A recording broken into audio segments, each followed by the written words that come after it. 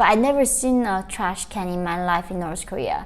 I didn't even know what it was, and then later told me that's where you throw trash away. And I couldn't believe like how nice the life in prison was compared to my life in North Korea. Seriously, like if my life was in North Korea was, even half as nice the prison, even like what, 1/10 of like the nice as like in the prison, I don't think anybody will escape from North Korea.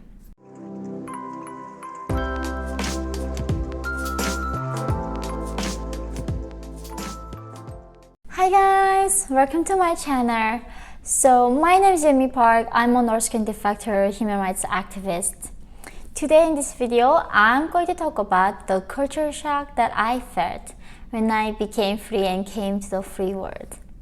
So number one is seeing the trash cans for the first time in my life.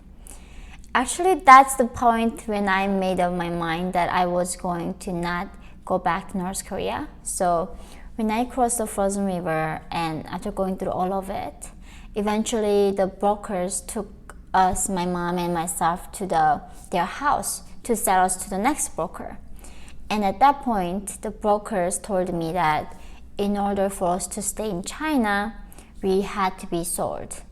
Otherwise, we cannot be alive in China. But they say if you don't like to be sold, they said you can go back to North Korea. We're gonna let you go back. But the thing is, like telling North Korean that you can go back to North Korea is not a good thing. Because going back to North Korea means death. That we don't have any option in China. And then they were giving me some rice and cucumber kimchi. I still remember that first meal that I had outside of North Korea. And then in the kitchen, I looked to something, and it was like a round can, and there was tons of trash in there. But I never seen a trash can in my life in North Korea. I didn't even know what it was, and then later told me that's where you throw trash away.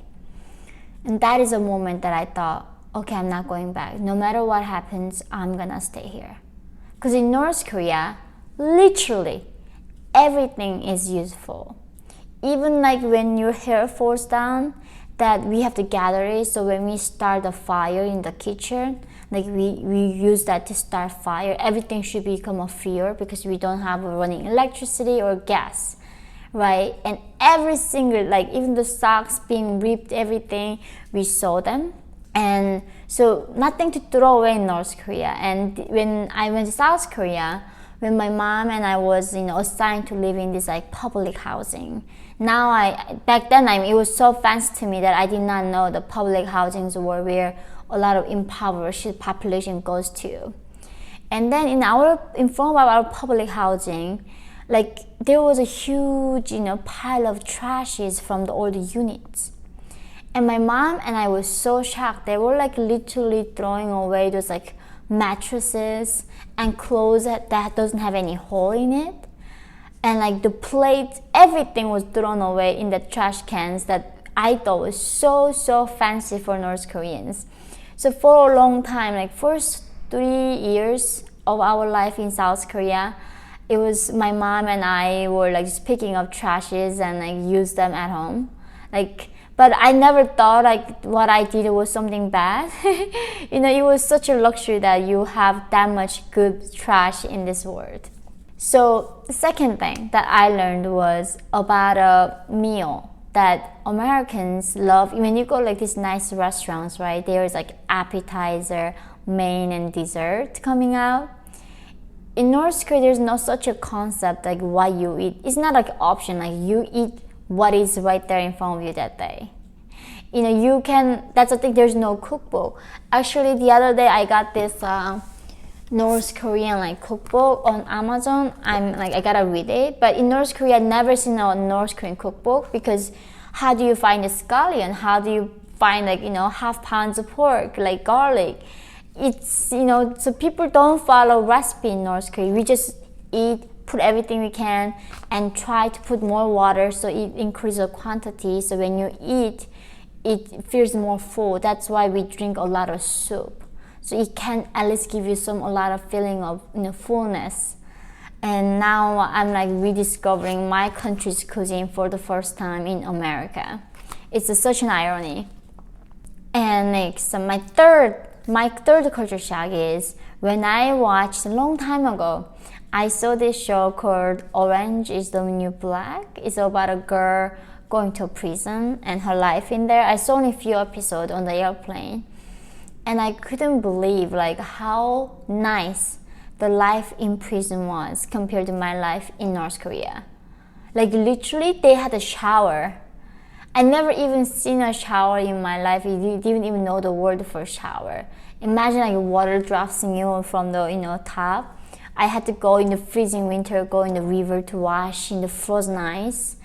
And then like seeing the prison, they serve like 3 meals a day, and they get books, they get like music shows, like they got electricity, they got beds. I mean, seriously, like if my life was in North Korea was even half as nice the prison, even like what 1/10 of like the nice as like in the prison, I don't think anybody will escape from North Korea.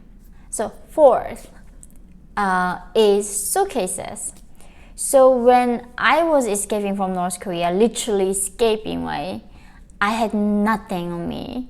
And then when I was crossing the desert to Mongolia, all I had was a little backpack with some bread and water. Like in North Korea, we don't really have a concept of carrying a suitcase when you travel, because we don't really have much stuff with us. And when I came to America, people having luggages and luggage in the airport. And now I got tons of stuff, but back then it was shocking like how much a person can own, that amount. And this is a really, that's next point, like number 5 is a dress code in North Korea. So one thing that shocked us on our television when I was watching the foreign movies in North Korea, seeing these characters like don't wear the same stuff the next day. It was like, why? So in North Korea, on average length that I was wearing the same shirt, in the winter time is like 2-3 weeks. Summertime is like maybe 1 week. We sleep with the same clothes on. We get up with the same clothes. We work with the same clothes. We eat with the same clothes. So total of what you own in the entire your closet is like 3-4. In North Korea got like 4 seasons, right? It's very cold and hot. But that's all you own. Like you don't have, oh my gosh, 1 piece or 2 pieces, top, shorts, lengths, jeans. When I was going to America, it really shocked me in the beginning. The events, they invite me and then they send me the dress code, like business casual. What the heck does that mean? Like a cocktail dress. What is a cocktail dress? And in North Korea, I was wearing the same thing all the time and years, and if you get a holes, you sew them and then make the no hole. And the other thing is when I came to in South Korea, I couldn't believe they literally were wearing ripped clothes. So here's a funny story about the foreigners that came to North Korea. So there were some people in Pyongyang saw the foreigners who were visiting the country as a tourist. And then the rumors were spreading. They say, yeah, we thought Americans were really rich, but they are not. I saw them in person. They're literally wearing clothes that holes in their pants and a shirt. And back then I was like, oh wow, they gotta be really poor. I guess what the regime tells us is right. But now I'm thinking it was the style of the clothes. People in North Korea, we don't know what fashion is.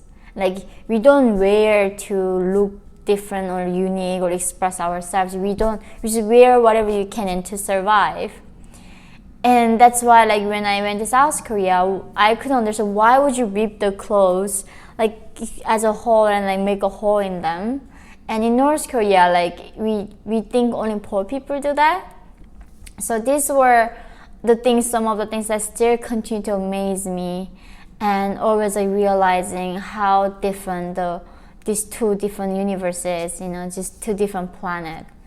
I'm so grateful for your support, guys. If you have any questions about what I thought America was or anything, please leave in the comments and please hit that like button.